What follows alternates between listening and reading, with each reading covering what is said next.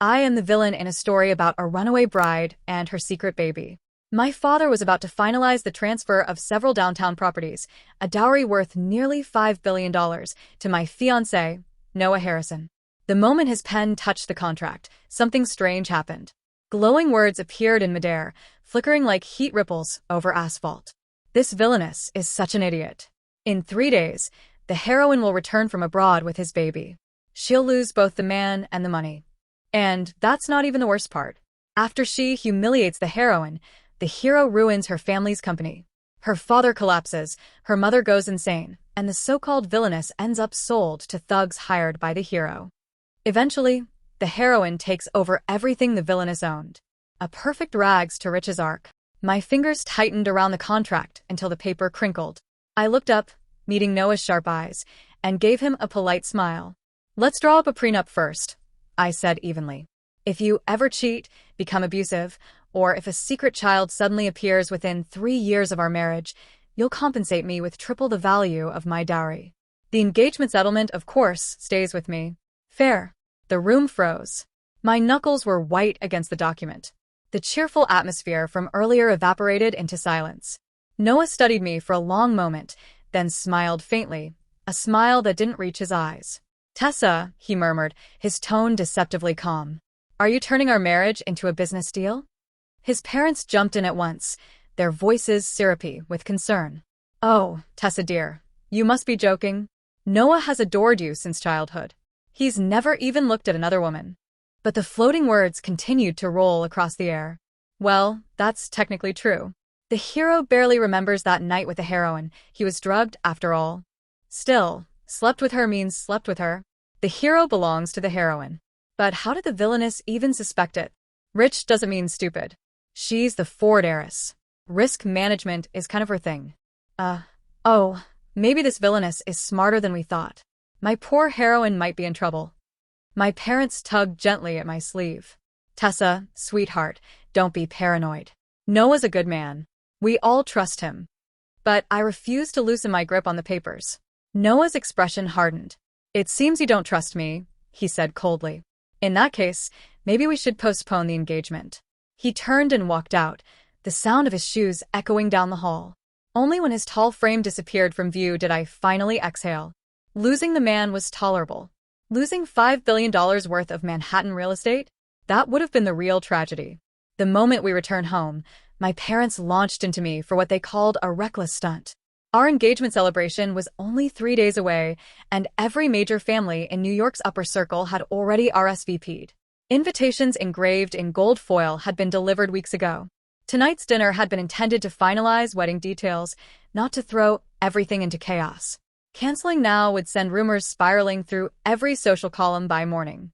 But compared to what was supposed to happen at that event, a little boy showing up out of nowhere, wrapping his tiny arms around Noah's leg and calling him daddy, a bit of gossip felt like mercy.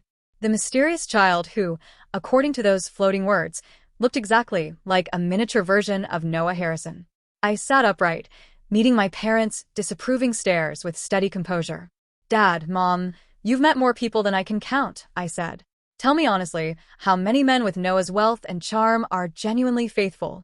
Even if he's innocent now, who can promise he'll stay that way?" My reasoning stopped them cold. After some tense silence, my father finally sighed, rubbing his temples. My mother exchanged a look with him before nodding. They agreed to speak with the Harrisons in a few days. I'd claim I wasn't feeling well, and the engagement party would be postponed for a month. That was fine by me. The heroine was due to arrive in 3 days. To smooth things over with our high-profile guests, my parents rebranded the canceled engagement party into a corporate gala instead. 3 days later, the event hall glittered with crystal chandeliers and murmured conversation. The banners read "Ford Corporation celebrates New City Plaza project success." The same crowd of elites arrived dressed to impress, clinking glasses of champagne while exchanging strategic smiles. Naturally, the Harrisons were among them. As I stepped out of the car, the glowing text reappeared before me like a projection only I could see. "Here it comes. The heroine and villainess finally meet. Get ready for the classic hero rescues the damsel moment. The adorable little sidekick is on the way, ready to help mommy find daddy. Can't wait to see the villainess regret postponing that engagement." My pulse quickened. I immediately scanned the ballroom, searching for a small child among the crowd. But before I could spot anyone, Noah appeared, calm, collected, and devastatingly composed in a tailored black suit. "As you asked," he said, his voice low and smooth, "I'll have the prenuptial agreement reviewed and notarized. The engagement party will take place in 1 month." He studied my face, a faint smirk tugging at his lips. "Though I have to admit, I'm curious. Who's been advising you lately?" I met his gaze, my expression unreadable. Noah Harrison had always been a man of logic, not sentiment. If not for the constant nudging from our families, I doubted he would have ever noticed me. In his eyes, I'd been no different from the rest of the debutantes, a pretty distraction with nothing of substance to offer. It wasn't until I got into Wharton that his opinion shifted slightly.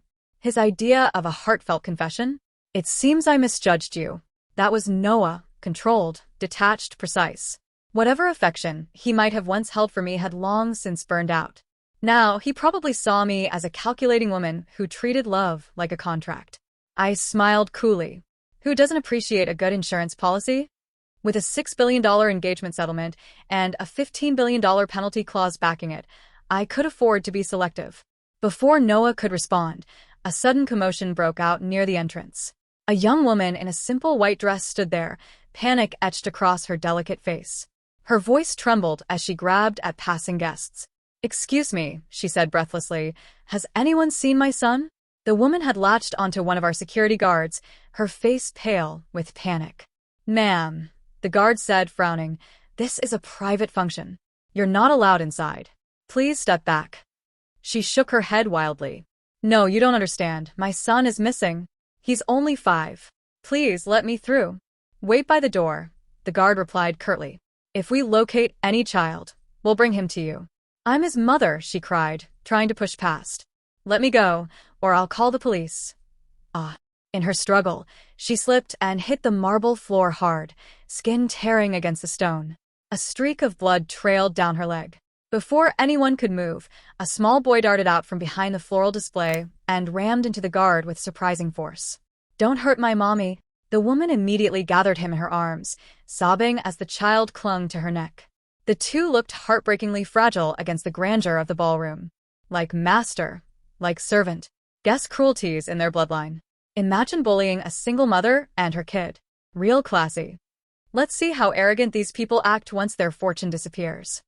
Noah watched in silence for a few seconds, his brows furrowing. Then he turned toward me, his tone cool. "Your state's security could use some retraining. Professionalism clearly isn't their strong suit." And before I could reply, the famously untouchable Noah Harrison crossed the room, crouched down, and extended a hand toward the woman. "Get up. You're injured. I'll arrange a ride to the hospital." The woman looked up, eyes wide as if she'd seen a ghost. Then she bolted upright, clutching her son, trying to flee. But the little boy pointed at Noah with delighted recognition. "Daddy," he squealed. "Mommy, I found Daddy." The boy's voice cut through the room like a spark in dry air. Conversations halted. Heads turned. Before anyone, including Noah, could react, the woman scooped up her son and ran, vanishing out the front doors into the night. My father appeared beside me, his expression like carved stone. "What just happened?" he muttered. I gave a small shrug. "Not sure. But the kid called Noah Daddy." You see now why the prenup wasn't paranoia? A few guests nearby overheard, and the scandal spread through the crowd like spilled champagne. Later that night, the Harrisons arrived at our home, faces tight with damage control. "Tessa, my dear, there's obviously been a misunderstanding," Mrs. Harrison said quickly, her smile brittle. Noah, however, looked furious, his composure stretched thin. "That woman is clearly after money or attention," he snapped. "I don't have a child. It's absurd to think otherwise." At that moment, the floating text flickered back to life. Wait, this isn't following the plot. Wasn't the hero supposed to recognize his son, abandon the villainess, and run after the heroine? And why is the villainess so calm? She should be jealous, slapping the heroine by now. Don't worry. Once the heroine gets hired at the hero's company, things will get back on track. So, the heroine would be joining Harrison Industries? Interesting. I looked at Noah, lips curving slightly. Maybe you should take a paternity test just to be sure. You might have had one wild night you don't remember. A muscle twitched in his jaw. He grabbed my wrist, his voice low and angry. Tessa, I don't know what you've been told, but I swear, other than you, I've never touched another woman. I'll find out who she is, and then we'll put this nonsense to rest. Fine by me, I said lightly, patting his hand. Just remember, the penalty clause is only $15 billion. I'm sure you can handle it.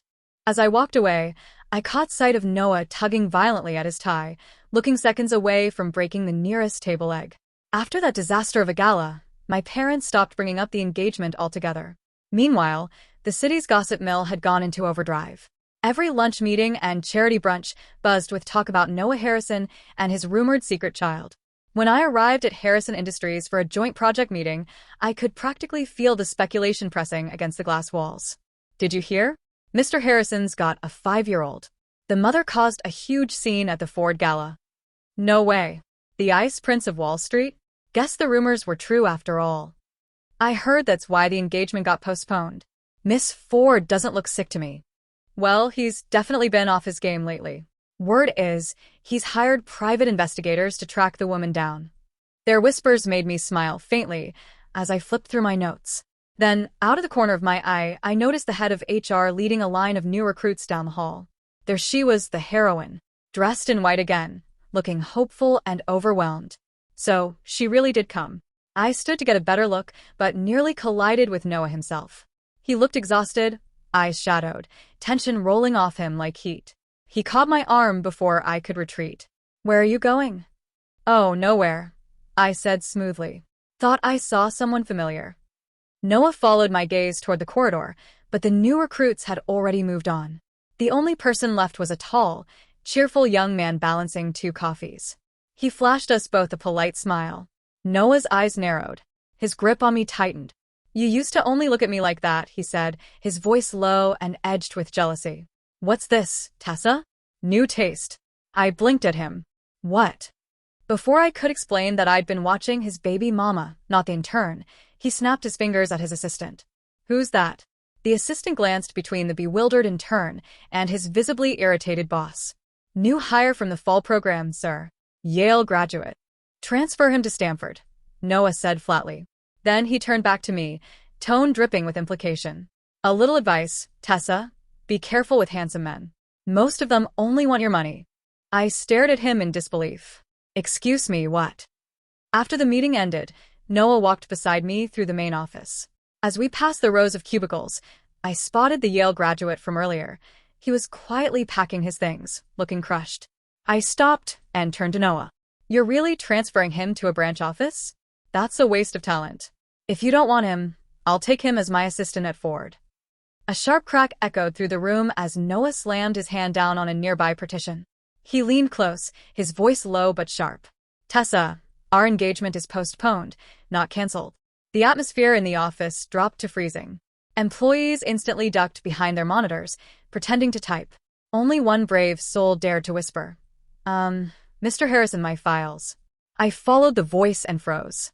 Of all the desks in this office, Noah had chosen to slam his hand down on that one. The new hire's desk. The heroine's. His hand rested squarely on her paperwork. Noah noticed my gaze, and his expression shifted, turning dark. What is she doing here? He demanded. His assistant went pale. She must have just started today, sir.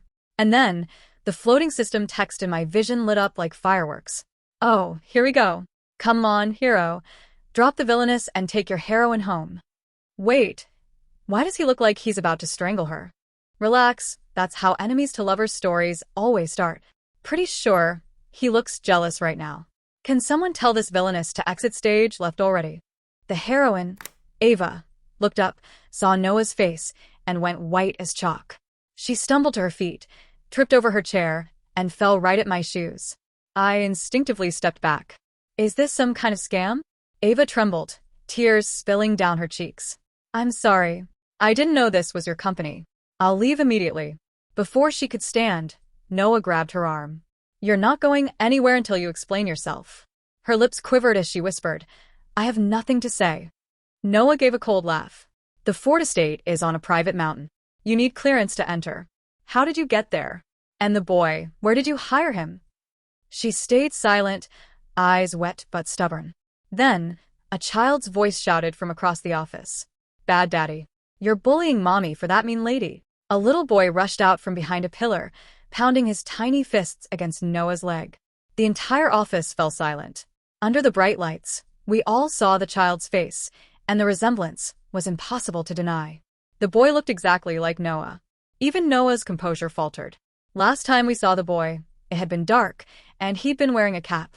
But now, in daylight, the truth was obvious. The office buzzed with whispers. Is that his son? They look identical. Maybe she's a relative? No, come on, look at them. Noah's jaw tightened. Without another word, he escorted Ava and the boy out. I tried to slip away, but he wrapped an arm around my waist and dragged me into the car. We're settling this now, he said grimly, with both families present. By the time we arrived at the Harrison penthouse, our parents were already waiting. Ava introduced herself as Ava Miller and said the boy, Nicky, was her son. But she refused to name the father. She claimed she'd taken the job at Harrison Industries to support her child, nothing more. Nicky crossed his arms, glaring up at me. If I hadn't come, my mommy would have been eaten by a mean lady like you. Mommy's the kindest person ever, and I'll protect her. I blinked. Excuse me? Inside the penthouse, Ava stood with her son, facing both our family's scrutiny. Mrs. Harrison's voice trembled. Noah, are you sure you don't know this woman? Mr. Harrison, pacing with his phone, looked tense. A video of the office scene was already spreading online. Comments accused Noah of abandoning a woman and child. Someone had even posted comparison photos of Noah and Nicky. The likeness was undeniable. More text floated in my field of vision. My poor babies, everyone staring at them like zoo animals. Why isn't the hero defending his family? He's holding back because the villainess is still there. He's calculating his next move. He doesn't look protective. He looks homicidal. Noah clenched his fists. Mom, you don't believe this nonsense, do you? The silence was thick enough to choke on. Finally, I broke it. There's an easy solution, I said calmly. Do a paternity test. If the boy's his, I'll cancel the engagement. Tessa, don't even start, Noah snapped. I tilted my head innocently. I mean, come on. Look at that face. You really expect me to believe there's no resemblance? He glared at me, furious but speechless. Before anyone could speak again, Ava suddenly fell to her knees, dragging her son down with her. I'm sorry, she cried. I ruined everything. It's all my fault. Then, to everyone's horror, she began slapping Nicky's cheeks hard. I told you not to call random men daddy. Say sorry. Say sorry right now. The little boy wailed, clutching her arm. I'm sorry, Mommy. I'm sorry. What are you sorry for? She screamed, twisting his ear until he shrieked in pain. Even Noah flinched. Mrs. Harrison half rose from her chair, but hesitated, glancing at me. That was the last straw. I stepped forward, seized Ava's wrist, and pulled the sobbing child into my arms. That's enough, Miss Miller, I said coldly. Don't you think you've crossed the line? Hold on, what's happening? Isn't the heroine supposed to be gentle and pure? Why is she hitting her child like that? This can't be right. Maybe it's part of her plan to win pity? But this is twisted. Feels more like a horror scene than a love story. In the original version, she adored her son. She'd have protected him with her life. I don't care what anyone says. Right now, the so-called villainess is the only one acting like a decent human being. She's the real heroine here. Nicky's sobs filled the room, shaking his small frame as he clung to me. His fear was raw, but even through the tears, he called out for his mother. He was just a child, barely 4.5, scared and confused. Ava knelt on the floor, crying too, though her tears didn't seem directed at her son. Her gaze was fixed entirely on Noah, her expression heartbreakingly tragic. Mr. Harrison, she whispered, that night was a mistake. You were drunk, you thought I was someone else. I'm the one who made it worse. It was my selfishness that brought this child into the world. Please, punish me if you must, but don't take him from me. Please don't separate us. So there it was, her confession. Noah's hands tightened into fists, the veins standing out on his knuckles. His parents looked equally horrified. Just then, his assistant arrived with a folder. Inside was everything about Ava Miller's past. She'd worked part-time at a private club during college. The night Noah had blacked out there after a business dinner had been her last day on the job. Soon after, she'd vanished, pregnant and overseas. The timing matched too well to ignore. Still, To confirm the truth, Mr. Harrison ordered a DNA test for both Noah and the boy.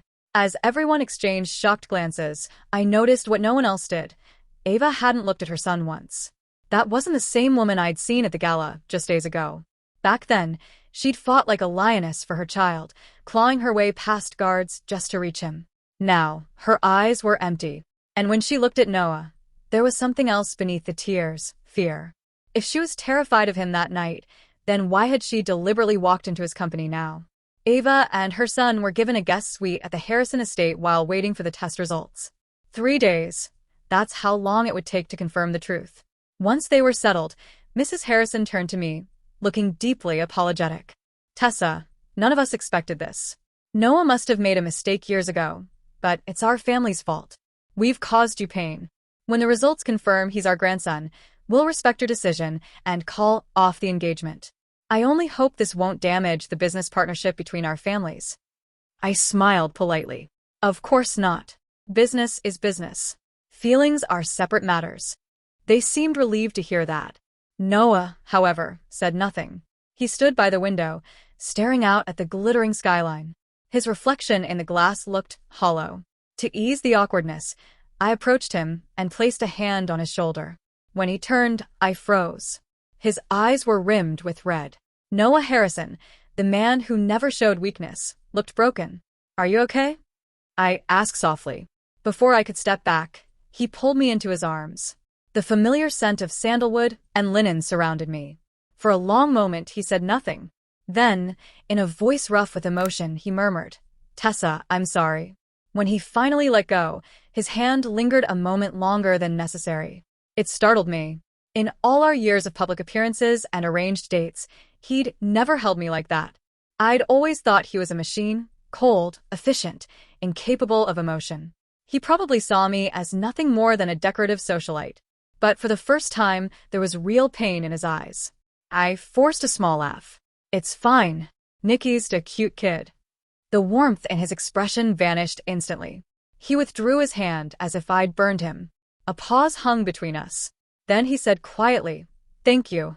3 days later, the test results arrived. Nikki was, without question, Noah Harrison's biological son.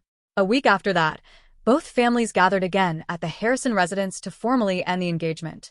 When I stepped out of the car, I saw Nikki playing in the rooftop garden, Ava sitting nearby, while Noah stood a short distance away.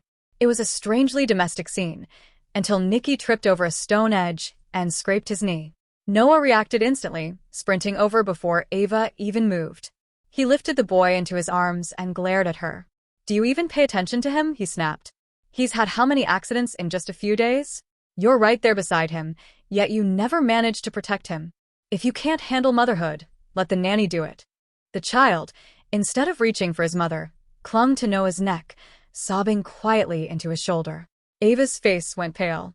"He's just a child, he runs around too much. A few scratches are normal." But the text in front of me told a different story. This isn't right. She used to be such a caring mom. Maybe she's nervous living in that mansion. It's making her act strange. Look at the boy. He used to cling to her. Now he hides from her. Maybe he's just realizing who the rich parent is. That's cruel. He's 4 years old, not a schemer. Something inside me twisted. The wrongness I'd felt before returned, stronger this time. Ava wasn't the same woman anymore. And if anyone would sense it first, it would be her son. I turned toward Noah, meaning to speak, but his expression stopped me.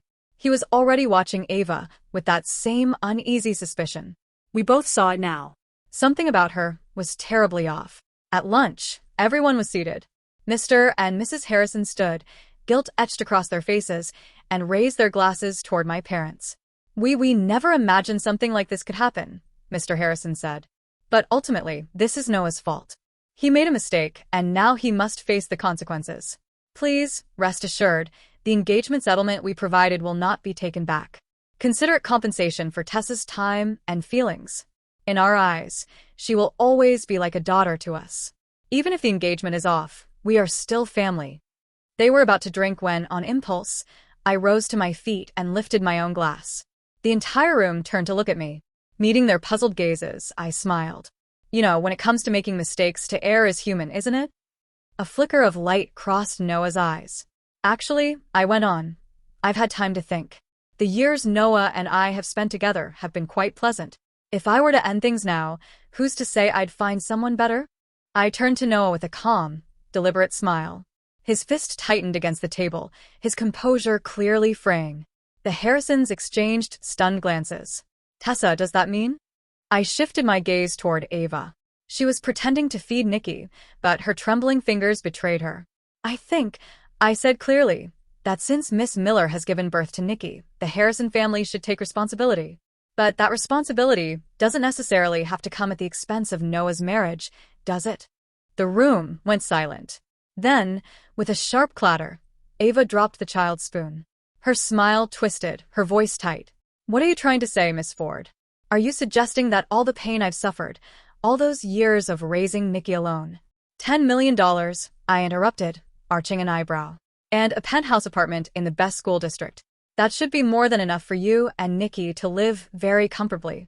To most people, it would have been a dream offer. But the raw anger burning in Ava's eyes said everything. She didn't want comfort. She wanted the throne. Because compared to the Harrison fortune, $10 million was pocket change. I should have known, Ava spat. To people like you, people like us are worthless. She shoved her chair back and stormed out, sobbing. Nikki sat frozen at the table, his little face crumpling in confusion as his mother disappeared again. Mrs. Harrison hurried to gather him into her arms. My parents tugged gently on my sleeve. What's going on, Tessa? Is the engagement back on? Sure, I whispered. I'm just going to the powder room. I followed Ava's path into the garden and found her in the gazebo. To avoid being seen, I hid behind a large rock formation nearby. Her voice carried clearly through the air. What the hell is going on? System, you told me that as long as I brought the child to the Harrison family, I would succeed. So what is this? That villainess, that Tessa, refuses to break the engagement. And Noah Harrison. He cares about her way more than your script said he would. Provoke her? Act pitiful? Are you sure this will make him choose me? Ugh, what a pain. If I'd known your plot was this unreliable, I never would have come here. She muttered for several more minutes before stomping off. When she was gone, I stepped out from behind the rocks, just in time to see Noah emerging from behind a nearby oak tree. Our eyes met. We both raised an eyebrow. Nothing more needed to be said. When we returned to the dining room, my father gave me a teasing look.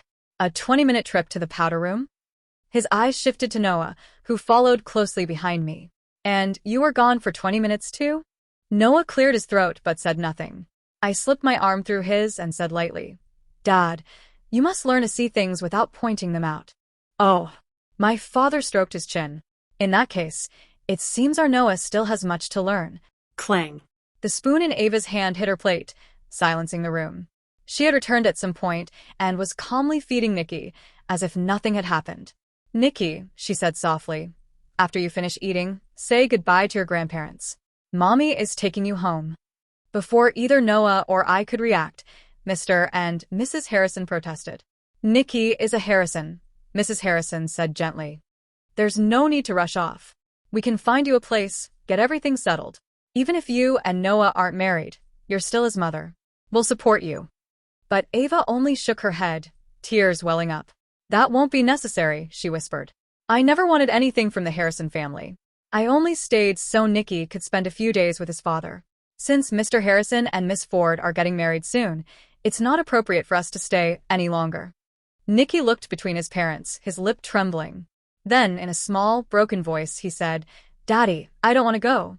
Ava flinched as if struck. She slammed the bowl down on the table. What do you think this place is? A hotel you can just stay in?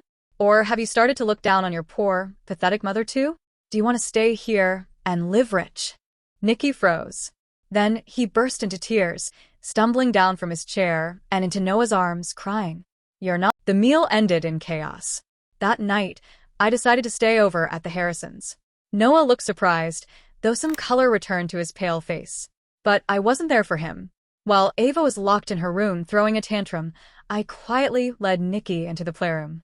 His big, round eyes studied me curiously. The defensiveness from earlier was gone. Perhaps when I'd shielded him before, something unspoken had passed between us. Nikki, sweetie, I said, settling beside him and helping build a tower of blocks. Can you tell Auntie Tessa why you said that person in the other room isn't your mommy? He sniffled. Mommy used to be nice. She never hit me. She used to make my favorite snacks and play with me and read me stories. But this mommy doesn't do that anymore. Annie, did I do something bad? So bad that mommy hates me now. I gently ruffled his hair. Not necessarily, sweetheart. Think carefully. Has mommy been acting strange in any other way lately? He tilted his head, thinking hard before nodding. Yes. Mommy got a new ring, and she talks to it when she thinks no one's listening. My mind flashed back to the scene in the gazebo, Ava speaking to her system, while holding up her hand. The words in my vision flickered with disbelief. Holy crap. So the heroine's been replaced by a different soul. No wonder she's acting like a completely different person. Can we get the original heroine back? This one's awful. Where did that system find such a cruel woman who abuses kids? This plot's insane. I want a refund. I looked down at Nicky. The colorful blocks had lost their appeal. He hugged his knees and huddled in the corner like an abandoned puppy. After a long silence, he looked up, eyes shimmering with tears. Auntie, he whispered, can you help me find my real mommy? I miss her so much. That night, Noah went to Ava's room. He spoke with a gentleness she had never heard from him before. Naturally, she was thrilled. So she drank the glass of milk he handed her, the one laced with a strong sedative, without hesitation. Noah and I waited in his study. A few minutes later, a small figure appeared in the doorway, holding up a ring. Daddy, Auntie, Nicky whispered. This is the one. The diamond on the ring pulsed with a faint blue glow. Noah immediately dropped it into a degaussing box on his desk. The light faded. He looked at me, shaking his head. I can't believe your crazy idea actually worked. Then, before either of us could speak again, a shimmering, translucent figure appeared in front of us. A woman, kneeling, pulled Nicky into her arms and held him close. Then she turned to Noah and me, her expression solemn. I'm so sorry. I never meant to disrupt your lives. 5 years ago, I found this ring. I was going to hand it in, but it spoke to me. It said it was a system that could change my destiny. So I wore it. But it forced me to work at that nightclub to get close to Mr. Harrison. I refused, but it told me I'd be erased if I didn't follow the plot. I had no choice. The system even altered my appearance in Mr. Harrison's eyes. That night, the face he saw was yours, Miss Ford. I glanced at Noah. His face had turned ashen. That explained everything. The sudden disdain, the accusations, the way he used to flinch for my touch. He had thought I was the one who'd taken advantage of him. The spirit continued. Then I followed its script. I went abroad with Nicky. The plan was to return in 5 years and fight you for your fiancé. But I couldn't do it. I just wanted to live quietly with my son. When I tried to remove the ring, I discovered it had lied. It couldn't erase me. I was free. But a month ago, after leaving your estate, I argued with it. I told it I'd never give Nicky up. It became furious and summoned another soul to take over my body. That woman wears the ring again now. Her image began to flicker. I don't control my body anymore. Please, help me. That woman isn't the system's ally. She hates it. She also hates Nicky. She's planning to destroy them both. Miss Ford, if she asks you to go somewhere with her, don't go. And then she vanished. Moments later, a frantic knocking sounded on the door. Ava's voice followed. Nicky? Nicky, are you in there? Noah returned Nicky to her. Ava clutched the boy tightly, relief flooding her face. I thought he'd wandered off, thank you. Of course, Noah said softly, brushing a hand over Nicky's head. The little boy immediately slipped into character. He yawned and murmured, Mommy, I had to go potty, but I saw you were sleeping. I didn't want to wake you. I'm sorry I scared you. Ava exhaled, laughing shakily. Don't run off like that again, or I'll leave you behind for good. Noah frowned. He's just a child. You shouldn't frighten him like that. She caught herself quickly. You're right. I was just worried. After they left, Noah closed the door. I stepped in from the balcony, raising an eyebrow. So, what's the plan, Mr. Harrison? He sighed, rubbing his temples. You know how much I hate these kinds of messes. But no matter what, a child shouldn't lose his mother. I smiled faintly. Funny. I was thinking the exact same thing. 3 days later, Noah left on a business trip. I stayed at the Harrison estate, waiting. And she didn't disappoint. She'd searched everywhere for the ring, but failed. That confirmed it. The new Ava and the system weren't allies. The system couldn't read her thoughts, but the real Ava, still trapped inside, could. One morning, as I was having breakfast, she sat down beside me with Nikki. "Miss Ford," she said sweetly, "Nikki really seems to like you. Thank you for playing with him these past few days." "Of course," I said evenly. "He's Noah's son. That makes me his stepmother, more or less." A muscle jumped in her jaw, but she quickly smiled again. "That's true. Well, Nikki's been begging to go to the ocean. The weather's lovely today. Would you like to join us?" "Sure," I nodded. "I'll have my staff prepare the yacht." "Oh, there's no need," she interrupted too quickly. "I already chartered one. I even had it decorated as a surprise for Nikki. Let's just take mine." My mind flashed back to the spirit's warning. After a moment's pause, I smiled back. "All right. Saves me the trouble." Then I turned away and sent a quick text to Noah. His reply came instantly. "I'm on my way." Noah reached the marina at the exact moment Ava shoved Nikki off the yacht. I didn't stop to think. I leapt into the freezing water after him. Ava ran to the wheel, fumbling to turn the yacht around as if she planned to mow us down. But she didn't know how to handle it. She was all panic and no control. Luckily, Noah's security detail was already nearby. Within seconds, jet skis sliced through the waves and a rescue boat closed in. Strong hands pulled both Nikki and me from the water. Ava froze when she saw Noah standing on the rescue deck. The color drained from her face. Then, realizing her plan had failed, she made a desperate choice. She turned toward the railing and threw herself overboard. Later, we learned from Nikki that she'd been talking to that strange system, again, asking how she could leave this world if Noah never fell in love with her. It had told her the only escape was death, that if her body here died, her soul could return home. To her, Ava Miller's body had become nothing more than a shell. But Nikki's cry tore through the air before she disappeared beneath the surface. "Mommy." The sound seemed to snap Noah out of a daze. He dove in without hesitation, dragging her back up, gasping and limp. Holding Nikki tightly, I felt his tiny hands tremble against me. "It's all right," I whispered, my heart pounding. "Your mommy's going to be fine." Ava was rushed straight to intensive care. She'd hit her head on the yacht's metal side when she jumped, and the doctor said it could go either way. Noah refused to give up. He brought in top neurologists from around the world, sparing no expense. While he camped out at the hospital, I stayed home and cared for Nikki. I ate meals with him, built forts from his toys, read bedtime stories until he fell asleep in my arms. Sometimes, watching him breathe peacefully, I felt a quiet ache I couldn't name. A month passed before Ava's condition stabilized. She didn't wake. The doctors called it a coma with an uncertain outcome. The Harrisons arranged a private VIP suite with full-time nurses and specialists. And that's how things stayed for 3 long years. By the time Nikki was ready to start elementary school, my engagement to Noah was still frozen in limbo. One afternoon, after picking Nikki up from class, I took him to visit Ava. He chatted endlessly about his week, about his new teacher, and the friends he'd made. Then he slipped his small hand into hers. "Mommy, when are you going to wake up?" "As long as you're asleep, my godmother won't marry Daddy. If this keeps up, he's going to end up all alone." I pinched his ear gently. "You little schemer. Your godmother's focusing on her career." He pouted. "Real career women can have everything, a man and a job." I couldn't even argue with that. Maybe his words reached her somehow. 2 weeks later, the doctors noticed faint signs of activity. Ava's fingers twitched, her eyelids fluttered. Everyone dared to hope again. A month after that, on Nikki's birthday, she finally opened her eyes. It happened quietly, almost tenderly, while we were in her room celebrating. She watched us in silence, her lips curving into a faint smile as Nikki put on his birthday hat. Then he closed his eyes and made his wish. "I wish my mommy wakes up soon and stays with me forever. I wish Daddy finds his courage and gets his happiness. And I wish my godmother gets everything good in the world, like endless money for this life and all the next ones." I grabbed him in mock outrage. "Why is my wish all about money?" He squirmed away, giggling, and pushed Noah toward me.